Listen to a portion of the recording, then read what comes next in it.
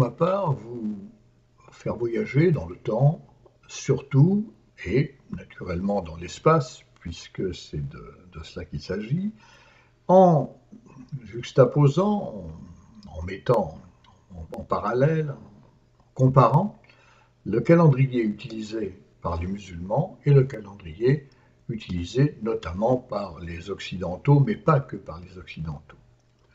La différence fondamentale entre ces deux systèmes de comptage du temps résulte du fait que le calendrier musulman se fonde sur un calcul correspondant au temps que met la Lune à tourner autour de la Terre.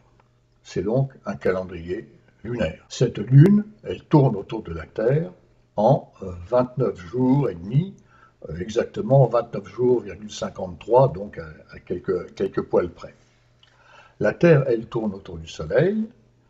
C'est donc le fondement d'un calendrier qui est dit solaire, en 365 jours, 6 heures, 18 minutes et une poussière de seconde également.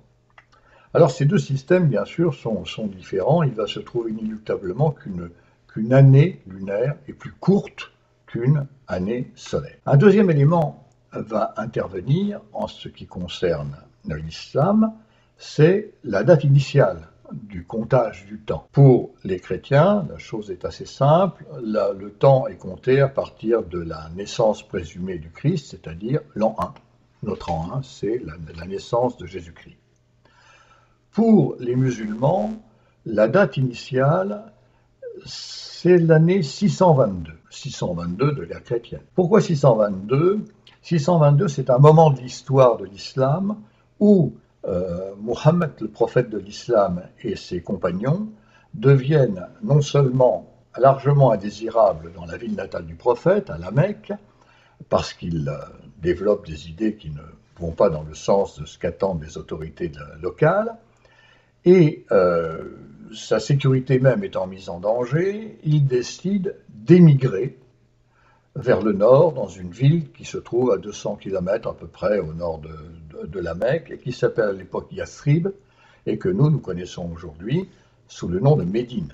Médine al-Madina, c'est la ville du prophète. En arabe, Madina, c'est la ville. C'est à partir de ce moment-là, de cette hijra, de cette hégire, que va être compté le temps musulman. Alors, le temps musulman n'est pas compté depuis juste le voyage du prophète, mais sera considéré comme le point initial de l'islam par le successeur du prophète, du calife, du deuxième calife après le prophète, qui va considérer que le moment où commence l'islam, c'est le jour où Mohammed et les siens arrivent à Médine. Alors, ils arrivent à Médine, donc, dans ce qui est 622, et ce qui correspond, dans le calendrier musulman, au 24 septembre 622. Pour des raisons de commodité, le calife décide de faire correspondre ça à l'année lunaire du moment, donc, et de prendre comme année fondamentale le premier jour de cette année lunaire, qui correspond chez nous à 622, c'est-à-dire le 16 juillet 622.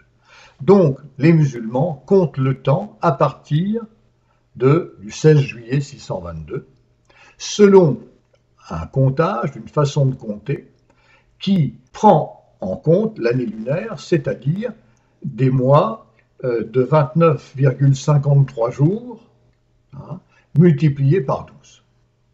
Brutalement. C'est une année lunaire brutale. Alors, ce qui est intéressant de remarquer, c'est que cette année lunaire, avant l'islam, n'était pas exactement lunaire. Elle était lunaire, mais pour rattraper le cycle du soleil, parce que c'est du cycle du soleil que dépendent les moissons, que dépendent les administrations, si sa mère soit-elle du moment, et pour rattraper cette année-là, on rajoutait un jour de temps en temps, pour compenser ces 11 ou 12 jours qui manquent à l'année lunaire, chaque année, pour rattraper l'année solaire, afin de pouvoir prévoir les récoltes, etc. etc.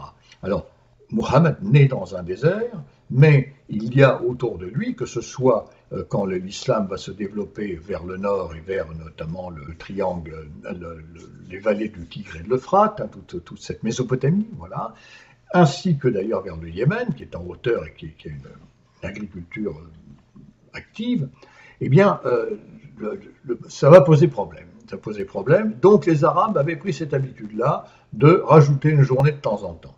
Ce qui faisait une année dite non plus strictement lunaire, mais lunisolaire. On avait donc des mois qui faisaient qu'au bout du compte, on arrivait à peu près à nos 365 jours. Sauf que, avec l'islam, lorsque Dieu s'adresse à Muhammad et lui donne ses injonctions, lesquelles vont constituer le Coran, eh bien, dans la collation qui en est faite, dans un des chapitres du Coran, le sourate du Coran, la 9e sourate, hein, qu'on a dit du repentir, eh bien, une injonction divine va dire à Muhammad, oui, le nombre de mois pour Dieu est de 12 mois inscrits dans le livre de Dieu, le jour où il créa les cieux et la terre, donc la Bible. Hein. 4 d'entre eux sont sacrés, telle est la religion immuable, ne vous faites pas tort à vous-même durant ce temps. Alors, qu'est-ce que ça veut dire? Eh bien, ça veut dire que les mois intercalaires, les jours intercalaires que la coutume a porté dans l'ensemble des populations arabes, eh bien, se trouvent contestés par le canon coranique, par la loi coranique. Et toujours dans cette 9e sourate, Dieu explique à Muhammad, le mois intercalaire n'est qu'un surcroît d'infidélité. Les incrédules s'égarent ainsi, ils le déclarent non sacré une année, puis l'année suivante ils le déclarent sacré, afin de se mettre d'accord sur le nombre de mois que Dieu a déclaré sacré. Ça veut dire que le Coran, Dieu dit à Mohammed, le lunisolaire, 0. C'est pas ce que j'ai dit au début de la création du monde.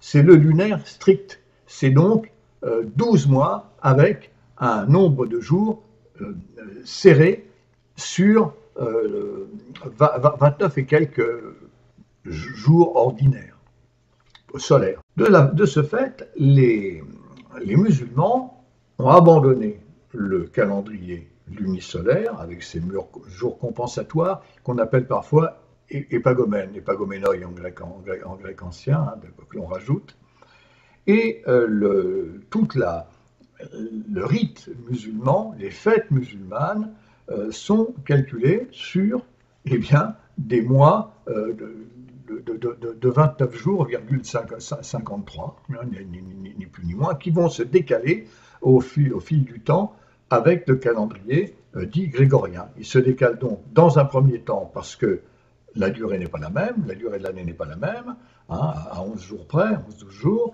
et puis également parce que le point de départ, donc, nous l'avons dit, n'est pas le même non plus. Alors ce qui fait qu'il va y avoir une sorte de double décalage qui s'installe. Un peu plus compliqué même d'une certaine façon, puisque le jour des calendriers arabes, mais musulmans aussi, commence à la fin de la journée, hein, au moment où la nuit commence, hein, au moment où apparaît le croissant de lune, ou la lune. La première apparition, c'est le début de la journée. Hein, ce n'est pas comme chez nous à minuit, hein, et le tour derrière. Hein. Premier croissant de lune, dernier croissant de lune, hein, vous vous souvenez que pour les déterminer, on regarde l'arrondi de la lune à ce moment-là, eh bien, moyen mnémotechnique, le premier croissant de lune avec le P avec l'arrondi à l'extérieur, et le dernier croissant de lune, avec sur un D minuscule, l'arrondi à gauche. Voilà, petit moyen de savoir. Donc, deux calendriers, deux systèmes de fonctionnement différents, mais qui vont, d'une certaine façon, dans le monde moderne, parce que ce n'est pas possible de faire autrement, se superposer. Hein, les pays arabes comptent donc, selon le compute d'injonctions religieuses qu'ils ont reçues, mais ils sont obligés, pour s'inscrire dans le monde moderne, dans la mondialisation notamment, de calculer également, de prendre en compte le calcul selon le calendrier solaire. Alors il y a il y a quelques conséquences qui sont extérieures à ça, hein, sur le calcul des fêtes. Par exemple, en Iran, chez les Perses, un vieux monde dont la sympathie pour le monde arabe en général n'est pas assurée, eh bien, on continuera à fêter certaines fêtes qui sont bien anciennes et qui datent même du temps où c'était la vieille religion du feu, la religion zoroastrienne, qui régissait les empires iraniens, perses. Donc. Voilà.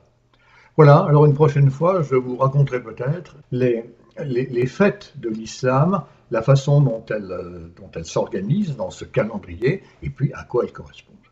Voilà, je vous remercie de votre attention. Au revoir.